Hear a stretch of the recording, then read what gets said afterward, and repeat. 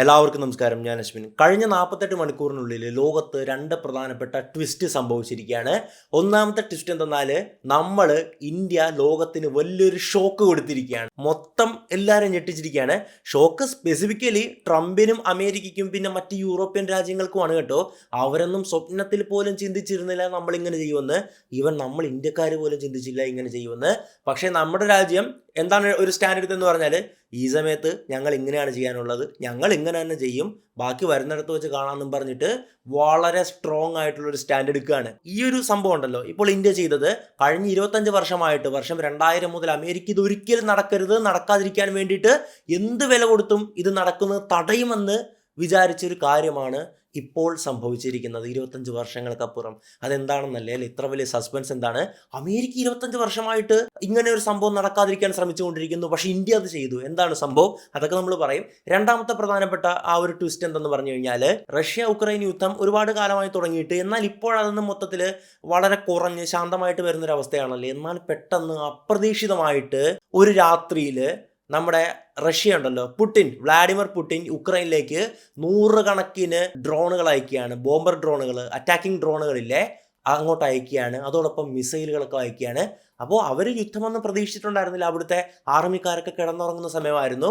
അതായത് ഇപ്പോൾ അവർ കരുതിക്കൂട്ടിയിരിക്കുകയാണെങ്കിൽ എന്തെങ്കിലുമൊക്കെ ചെയ്യാൻ പറ്റും. സൈറൻ മുഴക്കി ആളെ മാറ്റാനോ അതും ഇതൊക്കെ ചെയ്യാൻ പറ്റും. അപ്പോൾ ഈ ഒരു യുദ്ധം തുടങ്ങിയ ശേഷമുള്ള ഏറ്റവും ഭയാനകമായിട്ടുള്ള, ഏറ്റവും ടഫസ്റ്റ് ആയിട്ടുള്ള ഒരു രാത്രിയായിരുന്നു റഷ്യ ഉക്രൈന് സമ്മാനിച്ചിട്ടുണ്ടായിരുന്നത്. എപ്പോൾ ഏത് ടൈമിലാണ് നടക്കുന്നതെന്ന് നോക്കണം. അതായത് ഈ ഉക്രൈനിലെ ലീഡേഴ്സും മറ്റ് ഒരുപാട് യൂറോപ്യൻ ലീഡേഴ്സും ഒക്കെ ട്രംപുമായിട്ട് കൂടിക്കാഴ്ച നടത്തിയിട്ട് നമുക്ക് സമാധാനം കൊണ്ടുവരണമെന്നും പറഞ്ഞിട്ട് വലിയ ചർച്ച നടത്തിക്കൊണ്ടിരിക്കുകയാണ്. ഈ യുക്രൈൻ റഷ്യ യുദ്ധമൊക്കെ നിർത്തണം, നമ്മൾ സമാധാനം കൊണ്ടുവരുമെന്നൊക്കെ പറഞ്ഞിട്ട് ട്രംപ് എല്ലാവർക്കും ഉറപ്പൊക്കെ കൊടുത്ത് ഞാനുണ്ടറാ മക്കളെ എന്നും പറഞ്ഞിരിക്കുന്ന സമയത്താണ് റഷ്യ അങ്ങോട്ട് 100 കണക്കിന് ഈ ബോംബർ ഡ്രോണുകൾ അയച്ചിട്ടുണ്ടായിരുന്നത്.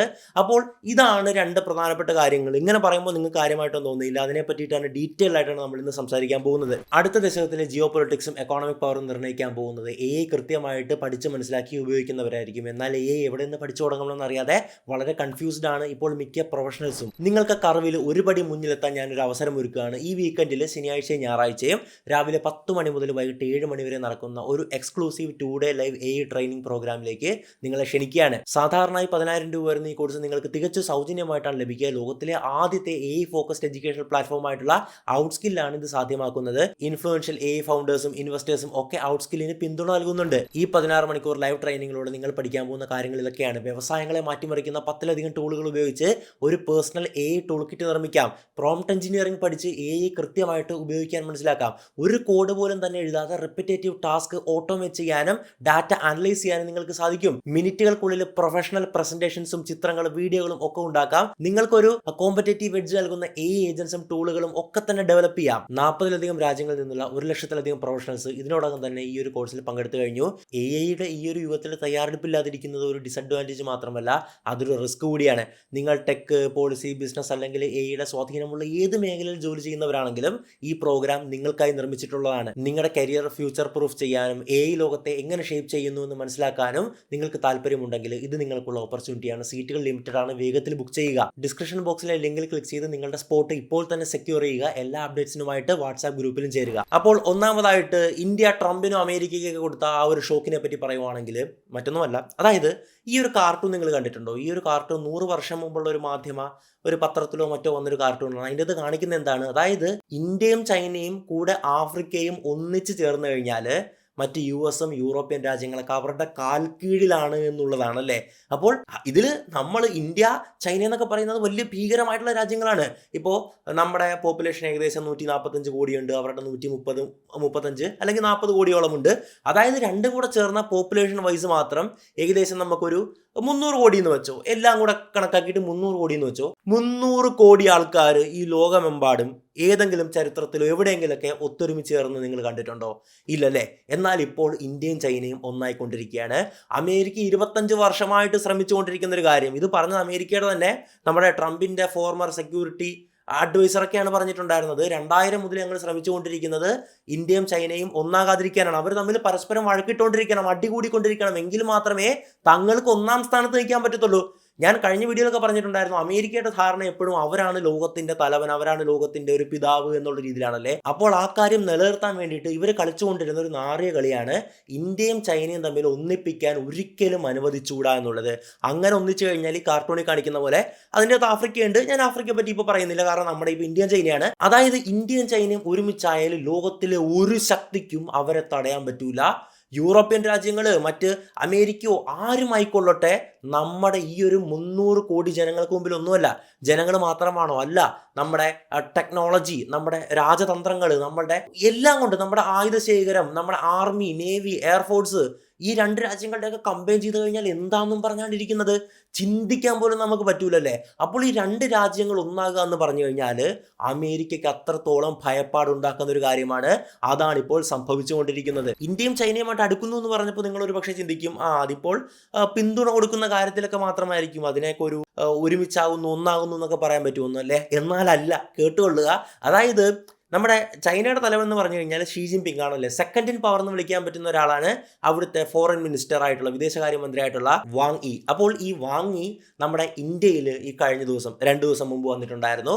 അപ്പോൾ ഇന്ത്യയിൽ വന്ന് അദ്ദേഹം പ്രധാനപ്പെട്ട നമ്മുടെ മിനിസ്റ്റേഴ്സിനെ കാണുകയാണ്, ഡിപ്ലോമാറ്റ്സിനെ കാണുകയാണ്. അങ്ങനെ അവസാനം നമ്മളുടെ പ്രധാനമന്ത്രിയായിട്ടുള്ള ശ്രീ നരേന്ദ്രമോദിയെ കാണുക മാത്രമല്ല, വാങ് യി നരേന്ദ്രമോദിയെ ചൈനയിലേക്ക് ക്ഷണിക്കുകയാണ്.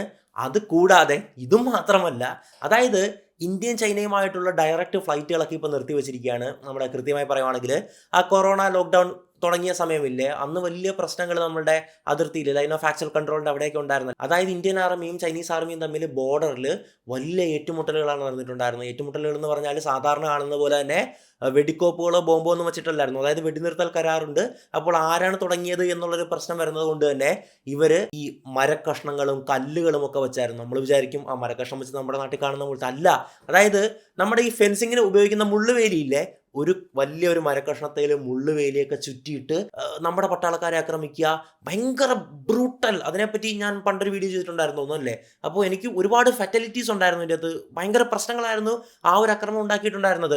അല്ലാതെ കല്ലും കമ്പും കൊണ്ട് ഏറ്റുമുട്ടി എന്ന് പറയുമ്പോഴേക്കും അത് ചെറിയ ഒന്നുന്നല്ലോ എന്ന് വിചാരിക്കേണ്ട. ആ മുള്ള് കമ്പിയൊക്കെ കൊണ്ടായിരുന്നു ആക്രമിച്ചിട്ടുണ്ടായിരുന്നത്. അങ്ങനെ വലിയ പ്രശ്നങ്ങൾ ഉണ്ടാകുകയാണ്. 2 രാജ്യങ്ങൾ തമ്മിലുള്ള ആ ഒരു ശത്രുത അല്ലെങ്കിൽ അകൽച്ച വളരെ കൂടുകയാണ്. അത് വളരെ രൂക്ഷമായിട്ട് മാറുകയാണ്. അപ്പോൾ ഇന്ത്യ എന്താണ് ചെയ്തത്? ഇന്ത്യ ഇവിടെ ടിക്ടോക്ക് എന്ന് പറയുന്ന അത്രത്തോളം ഫേമസ് ആയിട്ടുള്ള ഒരു ആപ്പായിരുന്നല്ലേ ആ സമയത്ത്, ആ ഒരു ആപ്പ് നിരോധിക്കുകയാണ്. അതിൻ്റെ പിന്നാലെ ചൈനയും നടപടികൾ എടുക്കുകയാണ്. ചൈനയിൽ നിന്ന് ഒരുപാട് സാധനങ്ങൾ ഇങ്ങോട്ട് കയറ്റി അയക്കുന്നുണ്ടല്ലോ. അതിൽ ഏറ്റവും പ്രധാനപ്പെട്ട ഒരു സാധനമാണ് റെയർ എർത്ത് മിനറൽസും ചില പ്രത്യേകതരം മാഗ്നറ്റുകളും ഒക്കെ ഉള്ളതല്ലേ. ഇതൊക്കെ നമ്മുടെ ഇലക്ട്രോണിക് വാഹനങ്ങൾ EV ഒക്കെ ഉണ്ടാക്കാൻ വളരെ അത്യന്താപേക്ഷിതമായിട്ടുള്ള റെയർ എർത്ത് മിനറൽസ് ഒക്കെയാണത്. ആ ഒരു സപ്ലൈ കട്ട് ചെയ്യുകയാണ്. മറ്റ് പല പ്രധാനപ്പെട്ട കണ്ടെയ്നറുകളും ഇങ്ങോട്ടുള്ള കയറ്റുമതിയും അതെല്ലാം സ്റ്റോപ്പ് ചെയ്യുകയാണ്. അങ്ങനെ നമുക്കും നല്ല പ്രശ്നങ്ങളൊക്കെ ഉണ്ടായിട്ടുണ്ടായിരുന്നു. ഇനി ഒരു കാര്യം പറയുവാണെങ്കിൽ, ഈ ടിക്ടോക്ക് എന്ന് പറയുന്ന ആപ്പ് നിരോധിച്ചു. അതിൽ ഏറ്റവും കൂടുതൽ ലാഭം കിട്ടിയത് ആർക്കാണെന്നറിയാവോ? മറ്റാർക്കുമല്ല, അമേരിക്കയ്ക്കാണ്. അതാ അമേരിക്കയുടെ ഡയറക്റ്റ് ഇൻവോൾവ്മെന്റ് ഉണ്ട് എന്നല്ല ഞാൻ പറയുന്നത്, ഉണ്ടാകില്ലായിരിക്കും, അറിയില്ല. പക്ഷേ എങ്ങനെയാണ് ലാഭം കിട്ടിയെന്ന് ആലോചിച്ച് നോക്ക്. ഈ ടിക്ടോക്ക് എന്ന് പറഞ്ഞു കഴിഞ്ഞാൽ അതിൻ്റെ ഓണർ, ആ ഒരു ഒറിജിൻ കൺട്രി ഏതാണ്? ചൈനയാണ്, ബൈറ്റ് ഡാൻസ് ആണല്ലേ. അപ്പോൾ ടിക്ടോക്ക് എന്ന് പറഞ്ഞാൽ നമ്മുടെ നാട്ടിൽ ഒരുപാട് സോഷ്യൽ മീഡിയ ആപ്സ് ആ ഒരു സമയത്തുണ്ടായിരുന്നു. പക്ഷേ ടിക്ടോക്ക് വന്ന് അതുണ്ടാക്കിയ ഓളമൊന്നും ഇന്ത്യയിൽ ഇന്നേ വരെ ഒരു ആപ്ലിക്കേഷൻ ഉണ്ടാക്കിയിട്ടില്ല. അത്രത്തോളം തരംഗമായിരുന്നു നമ്മുടെ ടിക്ടോക്ക് എന്നുള്ളത്. ഇന്ത്യയിൽ, കേരളത്തിലൊക്കെ എന്തോരം ക്രിയേറ്റേഴ്സ് ആയിരുന്നു അല്ലേ. അത് ഓരോ ദിവസം ഓരോ സെലിബ്രിറ്റീസിനെ ആയിരുന്നു പ്രൊഡ്യൂസ് ചെയ്തുകൊണ്ടിരുന്നത്. ഒരുപാട് പേർക്ക് സിനിമയിലും സീരിയലുകളിലും മറ്റു വലിയ ഈവൻസിനും ഒക്കെ ഇങ്ങനെ അവസരങ്ങൾ കിട്ടി വലിയ വലിയ ആൾക്കാരായിട്ട് മാറുന്ന കാഴ്ചകളൊക്കെ നമ്മൾ കണ്ടുകൊണ്ടിരുന്നിട്ടുണ്ടായിരുന്നു. ഒന്ന് ആലോചിച്ച് നോക്കുക, ഈ സമയത്ത് ഇൻസ്റ്റഗ്രാം എങ്ങനെയായിരുന്നു എന്നറിയാവോ? അതിൻ്റെ അകത്ത് റീൽസ് എന്ന് പറയുന്ന ഓപ്ഷൻ പോലും ഇല്ലായിരുന്നു. നമുക്ക് മെയിനായിട്ട് ഇൻസ്റ്റഗ്രാം ഉപയോഗിച്ചിരുന്നത് ഫോട്ടോ പോസ്റ്റ് ചെയ്യാനായിരുന്നു. പിന്നെ IGTV എന്ന് പറയുന്ന വീഡിയോസ് ആയിട്ട് വലിയ ലോങ് ഫോം വീഡിയോസ് പോസ്റ്റ് ചെയ്യായിരുന്നു. അത് ഇൻസ്റ്റഗ്രാം റീൽ പോലെയൊന്നും അല്ല വർക്ക് ചെയ്തിരുന്നത് അല്ലേ. ആദ്യം റീൽ വന്നത് തന്നെ 15 സെക്കൻഡാണ്, പിന്നെ 30 സെക്കൻഡ്, അങ്ങനെ കൂട്ടിയാണ് പോയത്. എന്തായാലും ഈ ടിക്ടോക്ക് നിരോധിച്ചതോടെ, അപ്പോൾ ഒരു കാര്യം പറയുവാണെങ്കിൽ നമ്മുടെ മറ്റേ കച്ചാ ബദാം എന്നൊക്കെ പറയുന്ന പാട്ടൊക്കെ ഓർമ്മയുണ്ടോ? അപ്പോൾ അവരെയൊക്കെ സംബന്ധിച്ച് ഈ ഇൻസ്റ്റഗ്രാമോ യൂട്യൂബോ ഫേസ്ബുക്കോ ഒന്നും അറിയത്തില്ലായിരുന്നു. അവരൊക്കെ നേരെ ടിക്ടോക്കിലേക്കാണ് വന്നത്. അതായത് ഞാൻ പറഞ്ഞത്, ഇപ്പോൾ നമ്മളെയൊക്കെ സംബന്ധിച്ച് ഓക്കെ, നമ്മുടെ കേരളം എഡ്യൂക്കേറ്റഡ് ആണ്, നമുക്കൊക്കെ എല്ലാ സോഷ്യൽ മീഡിയ അറിയാം, നമ്മൾ അങ്ങനെ ടിക്ടോക്കിലേക്ക് എത്തി. പക്ഷേ ഈ പല നോർത്ത് ഇന്ത്യയിലൊക്കെ ഗ്രാമപ്രദേശങ്ങളിലുള്ളവരുണ്ടല്ലോ, അവരുടെ അടുക്കലേക്കൊക്കെ അവർ ആദ്യമായിട്ട് കോമൺ ആയിട്ട് ഉപയോഗിച്ച് തുടങ്ങിയത് ടിക്ടോക്കാണ്.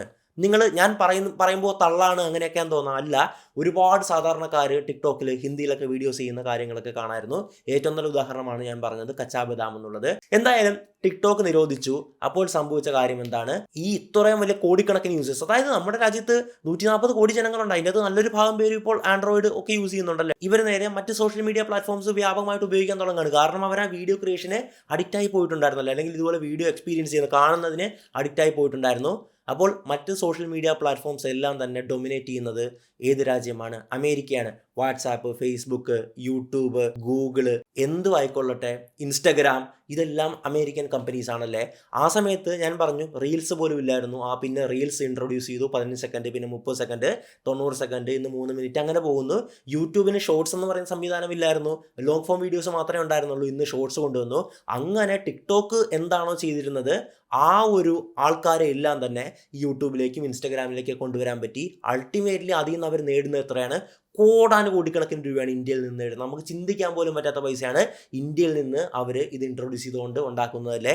അപ്പോൾ ടിക്ടോക്ക്, ഞാൻ പറഞ്ഞു തുടങ്ങിയത് അവരാണ്, ടിക്ടോക്ക് ബാൻ ചെയ്തത് അമേരിക്കയ്ക്ക് ബെനിഫിറ്റായി മാറുകയാണ്. അതായത് ഇന്ത്യക്കും ചൈനയ്ക്കും ഇടയിൽ പ്രശ്നമുണ്ടെങ്കിൽ, ഞാനൊരു സിമ്പിൾ എക്സാമ്പിൾ പറഞ്ഞാണ്, ഇന്ത്യക്കും ചൈനയ്ക്കും ഇടയിൽ പ്രശ്നമുണ്ടെങ്കിൽ ഇതുപോലെ മറ്റ് ചെറിയ കാര്യങ്ങൾ മുതൽ ഏറ്റവും വലിയ കാര്യങ്ങളിൽ വരെ അമേരിക്കയ്ക്ക് ഒന്നാമതായിട്ട് നിൽക്കാം. മറിച്ച് ഇന്ത്യയും ചൈനയും ഒന്നാമതായി കഴിഞ്ഞു കഴിഞ്ഞാൽ 1ഉം 2ഉം ഇന്ത്യയോ ചൈനയോ ഇന്ത്യയോ കൊണ്ടുപോകും. പക്ഷേ അമേരിക്ക 3ാം സ്ഥാനത്തേക്ക് വീഴുമെന്നറിയാല്ലേ. അതുകൊണ്ട് കാലാകാലങ്ങളായിട്ടുണ്ടല്ലോ ഇവന്മാർ നമ്മളെ തമ്മിലടിപ്പിച്ച് ഒന്നിച്ച് ചേരാൻ അനുവദിക്കാതെ പല തന്ത്രങ്ങൾ പയറ്റിക്കൊണ്ടേയിരിക്കുകയായിരുന്നു. ഇന്ത്യയും ചൈനയും ഇത്രയും വർഷങ്ങളായിട്ട് ചെയ്തുകൊണ്ടിരുന്നതും അത് തന്നെയാണ്. പരസ്പരം പോര് വിളിച്ചുകൊണ്ടിരിക്കുക. ഇന്ത്യ ചൈനയെ കൗണ്ടർ ചെയ്യും, ചൈന ഇന്ത്യയെ കൗണ്ടർ ചെയ്യും. ഇപ്പോൾ നമ്മുടെ ഈ പാകിസ്ഥാൻ ആക്രമണം നടത്തിയിട്ടുണ്ടായിരുന്നല്ലോ, അതിൻ്റെ അകത്ത് ഉപയോഗിച്ചിട്ടുണ്ടായിരുന്ന ചൈനയിൽ നിന്നുള്ള ബാലിസ്റ്റിക് മിസൈലുകളോ മറ്റോ ഒക്കെ ആയിരുന്നല്ലേ. അപ്പോൾ അത്രത്തോളം പ്രശ്നങ്ങളായിരുന്നു നിലനിന്നിട്ടുണ്ടായിരുന്നത്. ആ പ്രശ്നങ്ങൾക്കൊക്കെയാണ് ഇപ്പോൾ അറുതി വന്ന് അവിടുത്തെ തന്നെ തലവൻ പറയുന്നു നമ്മൾ രണ്ടായി നിൽക്കേണ്ടവരല്ല, മറിച്ച് നമ്മൾ ഒന്നാണ്, നമ്മൾ സൗഹൃദ രാജ്യങ്ങളായിട്ട് പോകേണ്ടവരാണെന്ന് തന്നെ അവിടുത്തെ തലവൻ തന്നെ പറയുന്നു. നമ്മുടെ നേതാവുമായിട്ട് കൈകോർക്കുന്നു. അങ്ങനെ ഒരുപാട് സംഭവങ്ങളാണ് നമ്മൾ ഇപ്പോൾ കണ്ടുകൊണ്ടിരിക്കുന്നത്. ഇന്ത്യ, ചൈന, അമേരിക്ക ഇവരുടെ ഇടയിലുള്ള ഒരു കോമൺ ലിങ്ക് എന്താണെന്ന് അറിയാവോ? മറ്റൊന്നുമല്ല, റഷ്യ എന്ന രാജ്യമാണ്. അമേരിക്കയ്ക്ക് റഷ്യ ശത്രുവാണ്, മറിച്ച് ചൈനയ്ക്കും ഇന്ത്യക്കും റഷ്യ സൗഹൃദ രാജ്യമാണ്. നമ്മളെ സംബന്ധിച്ച് നോക്കുവാണെങ്കിൽ കാലാകാലങ്ങളായിട്ടുള്ള ദൃഢബന്ധമാണ്. നമ്മൾ ഇപ്പോൾ ട്രംപ് കഴിഞ്ഞ ദിവസം പറഞ്ഞിട്ടുണ്ടായിരുന്നു റഷ്യയുമായിട്ടുള്ള വ്യാപാര ബന്ധമൊക്കെ നിർത്തണം, അല്ലെങ്കിൽ ടാക്സ് ഇമ്പോസ് ചെയ്യുമെന്നല്ലേ. നമ്മുടെ രാജ്യം പറഞ്ഞു റഷ്യ എന്നുള്ളത് കാലാകാലങ്ങളായിട്ടുള്ള ഞങ്ങൾ അത്രത്തോളം ആപത്ഘട്ടങ്ങളിൽ പോലും സഹായിച്ച രാജ്യമാണ്. അവരുമായിട്ടുള്ള ബന്ധം നിർത്തിയിട്ട് നിൻ്റെ ഒരു തേങ്ങ വേണ്ട, നീ എന്ത് വേണമെങ്കിലും ചെയ്തോന്ന് നമ്മുടെ രാജ്യം പറയുകയുണ്ടായല്ലേ. അപ്പോൾ ട്രംപിന് എന്താണ് വേണ്ടത്? ട്രംപ് ചൈനയുടെ മുകളിൽ ടാക്സ് ഇമ്പോസ് ചെയ്ത് എന്തിനാണ്? റഷ്യയുമായിട്ടുള്ള എണ്ണ വ്യാപാരവും മറ്റ് ട്രേഡുകൾ നിർത്താൻ.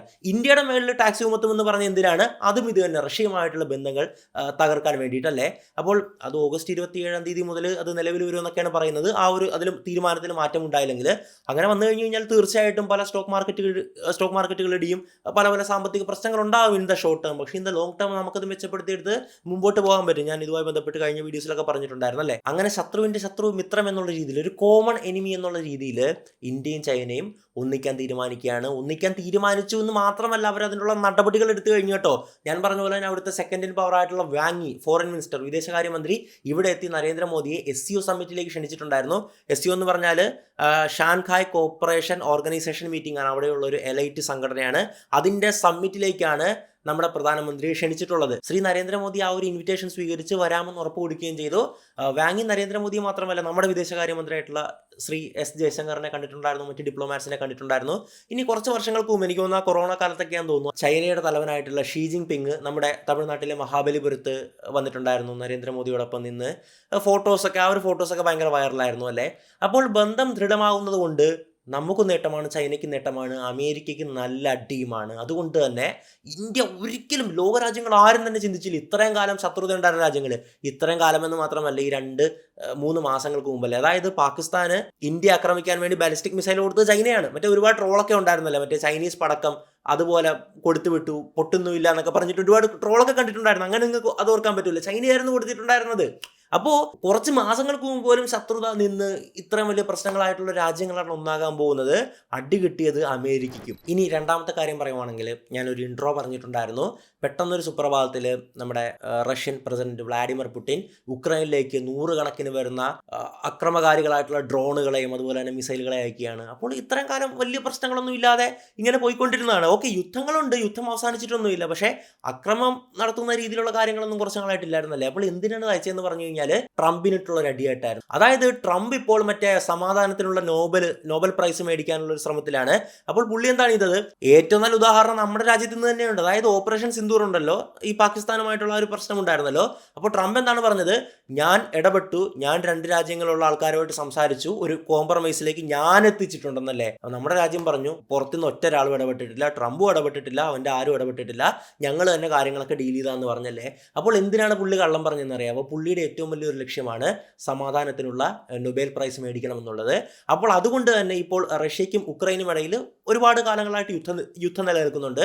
അപ്പോൾ ട്രംപ് നിലവിൽ ഒരുപാട് യുക്രൈൻ ലീഡേഴ്സിനെ മറ്റ് യൂറോപ്യൻ ലീഡേഴ്സിനെയൊക്കെ വിളിച്ചിട്ട് മീറ്റിംഗ് സംഘടിപ്പിച്ചുകൊണ്ടിരിക്കുകയാണ്. നമുക്ക് സമാധാന ചർച്ചകൾ നടത്താം, ഞാൻ നിങ്ങളുടെ യുദ്ധങ്ങൾ നിർത്തിയിട്ട് സമാധാനം പുനഃസ്ഥാപിക്കാം എന്നൊക്കെ പറഞ്ഞിട്ട് ഇദ്ദേഹം സമാധാനത്തിൻ്റെ ഒരു ദൂതനായിട്ട് ലോകരാഷ്ട്രങ്ങൾക്ക് മുമ്പിൽ അവതരിപ്പിച്ചുകൊണ്ട് ഒരു നൊബേൽ പ്രൈസ് ചുളുവിന് അടിച്ചെടുക്കാനുള്ള പരിപാടിയാണ് കാണിച്ചുകൊണ്ടിരിക്കുന്നത്. പക്ഷേ പുട്ടിനാരാ മോൻ, ട്രംപിൻ്റെ ഒരു കളിയും പുട്ടിൻ്റെ അടുത്ത് നടക്കൂല. അതായത് നിലവിൽ ഇപ്പോൾ ഉക്രൈനിലേക്ക് ഈ ഡ്രോണുകൾ വിട്ട് ആക്രമിക്കേണ്ട ഒരു കാര്യവും ഇല്ല. പ്രത്യേകിച്ച് പ്രശ്നങ്ങളും ആക്രമണം നടത്തുന്ന രീതിയിലുള്ള പ്രശ്നങ്ങളൊന്നും ഇല്ലായിരുന്നല്ലേ. പക്ഷെ എന്തിനാന്ന് പറഞ്ഞു കഴിഞ്ഞാൽ ട്രംപിൻ്റെ ആ ഒരു പ്ലാൻ ഉണ്ടല്ലോ പൊളിക്കാൻ വേണ്ടിയിട്ടാണ്. എടാ നീ അല്ലടാ തലവൻ, ഞാനാടാ തലവൻ. ഞാൻ പറയുന്നത് കേട്ട് സമാധാന ചർച്ചകൾക്ക് വരുവാണെങ്കിൽ നീ ഇങ്ങോട്ട് വാ, അല്ലാതെ നിന്റെ സമാധാന ചർച്ചകൾ കേട്ട് സമാധാനം ഉണ്ടാക്കാൻ എന്നെ കിട്ടില്ല എന്നും പറഞ്ഞിട്ട് ഒരു അടി ട്രംപിനിട്ട് കൊടുക്കേണ്ട അടി ഇൻഡയറക്റ്റ് ആയിട്ട്. അതായത് ട്രംപ് പരിഹരിക്കാൻ ശ്രമിച്ചുകൊണ്ടിരിക്കുന്നത് എന്താണ്? ഈ റഷ്യ ഉക്രൈൻ യുദ്ധമാണല്ലേ. ഇപ്പോൾ വലിയ പ്രശ്നങ്ങളില്ലാതെ സമാധാനത്തിൽ പോയിക്കൊണ്ടിരിക്കുമ്പോൾ ട്രംപ് റോള് കളിക്കാൻ വരികയാണ്. എന്നിട്ട് പറയും ഞാൻ ഇടപെട്ടാണ് നമ്മുടെ ഇന്ത്യ പാകിസ്ഥാൻ പ്രശ്നം സോൾവ് ചെയ്ത പോലെ തന്നെ പുള്ളി പറയും ഞാൻ ഇടപെട്ടാണ് ഈ പ്രശ്നങ്ങൾ തീർത്തതെന്നല്ലേ. അപ്പോൾ പുട്ടിനെന്ത് കാണിച്ച് അതേ സമയത്ത് തന്നെ കുറേ ബോംബിട്ട്. അപ്പോൾ ലോകത്തിന് മൊത്തം മനസ്സിലായി ഒരു പ്രശ്നം അവിടെ തീർന്നിട്ടില്ല, ഇപ്പോഴും അക്രമങ്ങൾ തുടർന്നുകൊണ്ടേയിരിക്കുകയാണ്. അതായത് 2 ചെക്കന്മാർ നല്ല ഇട്ടി വയ്ക്കുകയാണ്, തമ്മിൽ തല്ലുന്നുണ്ട്. അപ്പോൾ നിങ്ങൾ സമാധാന ചർച്ചയ്ക്ക് ചെല്ലുകയാണ്. അപ്പോൾ നിങ്ങൾ സമാധാനം പുനഃസ്ഥാപിച്ചു എന്നൊക്കെ പറഞ്ഞിട്ട് അവരെ 2 പേരെ മാറ്റി നിർത്തിയിട്ട് വലിയ ഡയലോഗ് അടിക്കാൻ പോവുകയാണ്. അപ്പം എന്ത് ചെയ്തു? നിങ്ങളുടെ ഷോ കണ്ടപ്പോൾ അവിടെ നിൽക്കുന്നവന് പൊളിഞ്ഞു, അവൻ വീണ്ടും മറ്റവനെ ഇടിച്ച് അവിടെ ഇടി തുടർന്നു. എങ്ങനെ ഉണ്ടാകും? അതായത് ഷോ കാണിക്കാൻ വന്ന ട്രംപിന് കിട്ടിയ ഏറ്റവും വലിയൊരു അടിയാണ് ഈ ഒരു ആക്രമണം എന്ന് പറയുന്നത്. പക്ഷേ ഒരിക്കലും ഒരു തരത്തിലുള്ള അക്രമങ്ങളെ അല്ല നമ്മൾ പറയുന്നത്. ഞാൻ എല്ലാ വീഡിയോയിലും പറയുന്നൊരു കാര്യമാണ്, അക്രമങ്ങളും മരണങ്ങളും ഒക്കെ സംഭവിക്കാതിരിക്കട്ടെ. അത് വലിയ നാശനഷ്ടങ്ങൾ, അതായത് യുദ്ധങ്ങളെന്നും നാശനഷ്ടങ്ങൾ മാത്രമേ ഉണ്ടാകത്തുള്ളൂ. ഒരുപാട് ജീവിതങ്ങളും ജീവനുകളും പിഞ്ചു കുഞ്ഞുങ്ങളുടെ അടക്കം ജീവനുകൾ നഷ്ടപ്പെടും. അത് വലിയ സങ്കടകരമായിട്ടുള്ള കാഴ്ച തന്നെയാണ്. അതുപോലെ പലസ്തീനും ഇസ്രായേലുമായിട്ടുള്ള പ്രശ്നത്തിലും താൻ പരിഹാരം കണ്ടുവന്ന് ട്രംപ് അവകാശപ്പെട്ടായിരുന്നു. ഞാൻ പറഞ്ഞില്ല, അൾട്ടിമേറ്റ്ലി ട്രംപിന്റെ ലക്ഷ്യം എന്ന് പറയുന്നത് താനാണ് ലോകത്ത് സമാധാനം വാരി വിതർന്നതെന്നും പറഞ്ഞിട്ട് ഈ നോബൽ സമ്മാനം അടിച്ചെടുക്കണം. മറ്റേ ട്രംപ് ഇങ്ങനെ കിടന്നുറങ്ങുന്ന ആ ഒരു മീമൊക്കെ വേണമെങ്കിൽ കുറെ ഉണ്ടാക്കാൻ വേണമെങ്കിൽ. അപ്പോൾ ഈ നമ്മുടെ പലസ്തീനിലെ കാര്യം നമ്മൾ നോക്കുകയാണെങ്കിൽ ഇപ്പോഴും അക്രമങ്ങൾ അവിടെ ഇസ്രായേൽ നടത്തിക്കൊണ്ടിരിക്കുകയാണ്. അവിടെ മരിച്ചു വീണിട്ടുള്ള ഒരുപാട് കുഞ്ഞുങ്ങളാണ്, 60,000 കണക്കിന് കുഞ്ഞുങ്ങൾ മരണപ്പെട്ടു എന്നൊക്കെയുള്ള വാർത്തകളൊക്കെ നമ്മൾ കണ്ടതാണ്. അത്രത്തോളം സങ്കടകരമായിട്ടുള്ള കാര്യമാണ്. ആ ഒരു സമയത്ത് ഇപ്പോഴും അവിടെ മരണങ്ങൾ റിപ്പോർട്ട് ചെയ്യുന്ന സമയത്താണ് ഈ ട്രംപ് എന്ന് പറയുന്ന ഒരുത്തം പറയുന്നത് അവിടെ യുദ്ധങ്ങളൊക്കെ ഞാൻ ഇടപെട്ട് അവസാനിപ്പിച്ചു എന്ന്. വെറുതെ പച്ചക്കള്ളമാണ്. ഇവിടെ റഷ്യ ഉക്രൈൻ യുദ്ധത്തിൽ ട്രംപ് ആദ്യം മുമ്പോട്ട് വെച്ചിട്ടുള്ള, അല്ലെങ്കിൽ അവിടെ യൂറോപ്യൻ ലീഡേഴ്സൊക്കെ ആയിട്ട് ചർച്ച ചെയ്തുകൊണ്ടിരുന്ന ഒരു കാര്യം എന്തെന്ന് പറഞ്ഞാൽ സീസ് ഫയർ ആയിരുന്നു, വെടിനിർത്തൽ കരാർ എന്ന് പറയുമല്ലോ അല്ലേ, അതായിരുന്നു ട്രംപ് ചർച്ച ചെയ്തുകൊണ്ടിരുന്നത്. പക്ഷേ പുട്ടിൻ്റെ സ്റ്റാൻഡ് ഇതല്ല, ഞങ്ങൾക്ക് വെടിനിർത്തൽ കരാറല്ല വേണ്ടത്, മറിച്ച് പീസ് ഡീലാണ്. അതായത് ഒരു സമാധാന ധാരണയിൽ എത്തുക എന്നുള്ളതാണ്. വെടിനിർത്തൽ കരാർ എന്ന് പറഞ്ഞു കഴിഞ്ഞാൽ അത് എപ്പോൾ വേണമെങ്കിലും ചെറിയൊരു പ്രശ്നമുണ്ടെങ്കിൽ പൊട്ടിപ്പുറപ്പെടാമല്ലേ. പക്ഷേ വെടിനിർത്തൽ കരാർ വന്നു എന്ന് കഴിഞ്ഞിട്ട് ഇവരുടെ 2 രാജ്യങ്ങൾക്കിടയിലുള്ള പ്രശ്നം തീരില്ല. അതായത് ഇപ്പോൾ റഷ്യ ഉക്രൈൻ ഒരുപാട് സ്ഥലങ്ങൾ പിടിച്ചെടുത്തിട്ടുണ്ടല്ലേ, അത് റഷ്യയുടേതായിട്ട് അംഗീകരിച്ച് കൊടുത്തില്ലെങ്കിൽ അവിടെ കോൺഫ്ലിക്റ്റ്, ആ ഒരു പ്രശ്നം, ടെൻഷൻ നിലനിൽക്കുകയല്ലേ. വെടിനിർത്തൽ തൽക്കാലത്തേക്ക് നിലനിർത്താം, പക്ഷെ അതേ ചൊല്ലി വീണ്ടും തർക്കങ്ങൾ അവിടെ തന്നെ ഉണ്ടല്ലോ. അപ്പോൾ ആ തർക്കങ്ങളിൽ നിന്ന് വീണ്ടും യുദ്ധങ്ങൾ ഉണ്ടാവും. അപ്പോൾ ഒന്നെങ്കിൽ 2 രാജ്യങ്ങൾ തമ്മിൽ ഈ സ്ഥലത്തിന്റെ പേരിൽ ഒരു ധാരണയാകണം. ഒന്നെങ്കിൽ അത് ഉക്രൈൻ്റെ ആണെന്ന് പറഞ്ഞ് ഉക്രൈന് വിട്ടുകൊടുക്കണം, അല്ലെങ്കിൽ റഷ്യയുടെ ആണെന്ന് ഉക്രൈൻ സമ്മതിക്കണം. ഇങ്ങനെ ഒരു സമാധാന ഡീൽ, അന്തിമമായിട്ടൊരു ഡീലിൽ എത്താം എന്നുള്ളതാണ് ഈ പുട്ടിന്റെ ഒരു ആശയം എന്നുള്ളത്. ഇവിടെ ഒരു ട്വിസ്റ്റ് എന്തെന്ന് പറഞ്ഞാൽ ട്രംപിന് പതുക്കെ മനസ്സിലായി ഈ സീസ് ഫയർ, വെടിനിർത്തൽ എന്ന് പറയുന്ന ഒരു സംഭവം നടക്കില്ല. അതിന് അങ്ങനെ ചിന്തിച്ചതിന് ഏറ്റവും വലിയൊരു അടിയാണ് ഇപ്പോൾ അവിടെ 100 കണക്കിന് ഡ്രോണുകൾ പോയിട്ടുണ്ടായിരുന്നതല്ലേ, ബോംബർ ഡ്രോണുകൾ. അപ്പോൾ ട്രംപും പതുക്കെ റഷ്യ പറയുന്ന കാര്യത്തോട് ഇങ്ങനെ അങ്ങോട്ട് ചാഞ്ഞു വരികയാണ്. കാരണം സമാധാനത്തിൻ്റെ ഒരു ഡീലാണ് നമുക്ക് വേണ്ടത്. രണ്ട് രാജ്യങ്ങൾക്കും ഇടയിൽ എന്തെങ്കിലും പ്രശ്നങ്ങൾ കാണുമല്ലോ, ആ പ്രശ്നങ്ങൾ പരിഹരിക്കുക. ഭൂമിയുടെ പേരിലാണെങ്കിൽ ഭൂമിയുടെ പേരിലുള്ള പ്രശ്നങ്ങൾ പരിഹരിക്കുക എന്ന് പറയുന്ന ആ ഒരു റഷ്യൻ വാദത്തോട് ട്രംപ് പതുക്കെ ചാഞ്ഞു തുടങ്ങുന്നുണ്ട്. അതായത് ട്രംപിനും മനസ്സിലായി തുടങ്ങി കാര്യങ്ങൾ അത്രത്തോളം പന്തിയല്ല എന്നുള്ളത്. ഒന്ന് ആലോചിച്ച് നോക്ക്, ഈ യൂറോപ്പ് എന്നൊക്കെ പറയുന്നത് 100-150 വർഷങ്ങൾക്ക് മുമ്പ് ലോകത്തെ മൊത്തം അടക്കി ഭരിച്ചിരുന്ന, കോളനികൾ ഉണ്ടാക്കി ലോകത്തെ മൊത്തം അടക്കി ഭരിച്ചിരുന്ന അത്രത്തോളം പവർഫുൾ ആയിട്ടുള്ള, ചരിത്രത്തിൽ അത്രയും വലിയ സ്ഥാനമാണ് യൂറോപ്പിനുള്ളതല്ലേ. എന്നാൽ ഇതേ യൂറോപ്പ് ഇന്ന് അമേരിക്കയുടെ ട്രംപിൻ്റെ കാൽ കീഴിൽ കിടക്കുകയാണ്. ഞങ്ങൾക്ക് സമാധാനം മേടിച്ച് തന്നെ ഞങ്ങൾക്ക് സമാധാനം വേണമെന്നും പറഞ്ഞിട്ട്. എന്ത് പറയാനാ, കർമ്മയല്ലേ. പണ്ട് നമ്മുടെ 1947 നമ്മൾ സ്വാതന്ത്ര്യം നേടിയത്. അതിനു മുമ്പ് നമ്മളെ അടക്കി ഭരിക്കുകയല്ലായിരുന്നു ഇവര്. ഇന്ന് അതേ അവരുണ്ടല്ലോ കഷ്ടതകൾ കൊണ്ട് അത്രത്തോളം പീഡനങ്ങൾ അനുഭവിച്ച് പൊറുതിമുട്ടി ജീവിക്കുകയാണ്. ട്രംപ് പറയുന്നത് കേട്ട് ചൊൽപ്പടിക്ക് നിൽക്കേണ്ട ഗതികേട്. ട്രംപ് ടാക്സ് കൂട്ടുമെന്ന് പറയും, അയ്യോ ട്രംപേ എന്ത് വേണമെങ്കിലും കേൾക്കാമെന്നും പറഞ്ഞിട്ട് അവർ കുമ്പിട്ട് നിൽക്കും. അവരില്ല ഇന്ന് ട്രംപിന്റെ കാൽ കീഴിൽ. കർമ്മ അല്ല, അതെന്ത് പറയാം. എന്തായാലും ഈ രണ്ടാമത് പറഞ്ഞ പോയിന്റ് മനസ്സിലായെന്ന് വിചാരിക്കുന്നു. ഒറ്റവാക്കിൽ പറയുവാണെങ്കിൽ പുടിൻ ഉദ്ദേശിച്ചത് ഇങ്ങനെയാണ്: എടാ ട്രംപേ, നീ അവിടെ കുറെ മീറ്റിംഗ് കൂടിയിട്ട് കുറെ സമാധാന ചർച്ച, ഞങ്ങളുടെ ഇടയിലുള്ള യുദ്ധം നിർത്താന്ന് പറഞ്ഞ് നീ ഉണ്ടാക്കുന്നുണ്ടല്ലോ. നീ പറയുന്നത് കേട്ട് എനിക്ക് അതിന് സൗകര്യമില്ല. ഞാൻ പറയുന്നത് കേട്ട് എൻ്റെ മുമ്പിൽ നീ കുമ്പിട്ട് വാ, അപ്പം ഞാൻ ആലോചിക്കാം. ഒന്നാമൻ ഞാൻ തന്നെയാടാ, അത് കഴിഞ്ഞിട്ടേ നീ ഉള്ളൂ. മറ്റേ തുടരുമില്ലേ ജോർജ് സാറിൻ്റെ ഒരു ആറ്റിറ്റ്യൂഡ് ചിന്തിച്ചാൽ മതി. ജോർജ് സാർ ഈ കഥയിലെ ആ ഒരു സാധനം, ആ ഒരു ആറ്റിറ്റ്യൂഡാണ് ഇവിടെ പുടിൻ കാണിച്ചിട്ടുണ്ടായിരുന്നത്. എന്തായാലും ഇതിനൊക്കെ പറ്റിയിട്ടുള്ള നിങ്ങളുടെ അഭിപ്രായം എന്താണ്? ഏറ്റവും പ്രധാനപ്പെട്ട അഭിപ്രായം മറ്റൊന്നുമല്ല, നമ്മൾ ഇന്ത്യയും ചൈനയുമായിട്ട് ഒരുമിച്ച് കഴിഞ്ഞാൽ അത് നമുക്ക് ഗുണമാകുമോ, ഭാവിയിൽ ദോഷമാകുമോ? എന്താണ് നിങ്ങളുടെ അഭിപ്രായം? പിന്നെ ഞാൻ തുടക്കത്തിൽ പറഞ്ഞ നമ്മുടെ ഔട്ട്സ്കില്ലിൻ്റെ 2 ദിവസമുള്ള ലൈവ് ട്രെയിനിങ് പ്രോഗ്രാമിനെ പറ്റി മറക്കണ്ട. ടൂളുകളൊക്കെ കാര്യമായിട്ട് പഠിച്ചിരിക്കുക, നല്ല ഉപയോഗപ്പെടുന്നതാണ്. ജീവിതത്തിൽ ഒരുപാട് ഗുണങ്ങൾ. അറിയാത്തവരാണ് സത്യം പറഞ്ഞാൽ ഇന്ന് ഫീൽഡ് ഔട്ടായി പോയിക്കൊണ്ടിരിക്കുന്നതല്ലേ. അത് കാരണമല്ല, മറിച്ച് ഉപയോഗിക്കാൻ അറിയാവുന്ന ആൾക്കാരെ കൊണ്ടാണ്. എന്തായാലും അതിൽ ജോയിൻ ചെയ്യാനുള്ള ലിങ്ക് ഞാൻ ഡിസ്ക്രിപ്ഷൻ ബോക്സിൽ ഇട്ടേക്കാം. അപ്പോൾ തീർച്ചയായിട്ടും നിങ്ങളുടെ അഭിപ്രായങ്ങളൊക്കെ കമൻറ്റ് ചെയ്യുക. എന്തായാലും മറ്റൊരു വീഡിയോയിൽ മറ്റൊരു നല്ല വിഷയം നമുക്ക് വീണ്ടും കാണാം. It's me, Madappally, signing out.